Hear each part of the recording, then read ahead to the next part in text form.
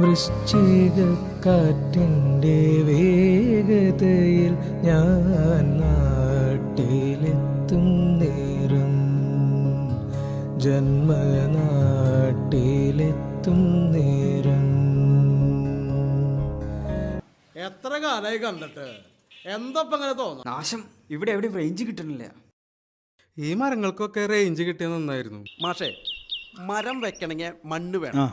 ഇപ്പൊ എല്ലാ മീറ്റെങ്കിലും ടൈലിട്ടേക്കല്ലേ, പിന്നെ മരം വെക്കുക, പിന്നെ മഴ ഉണ്ടാവുക. എന്താ അത്? എത്ര കാലായി? എവിടെയപ്പോ?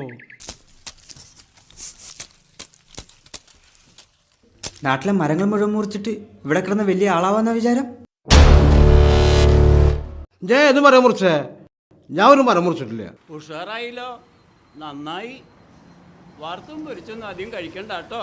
തൊഴുത് വലത്ത് മാറി, വലപുറേ തിരിഞ്ഞമർന്ന്, ഇടത്ത് നടന്ന് വലത്ത് നേരെ കളി തൊട്ട് വന്നിച്ച്, തുംഗമാനസരെന്ന പോൽ മഹാസങ്കടങ്ങൾ പലതും സഹിച്ചോ.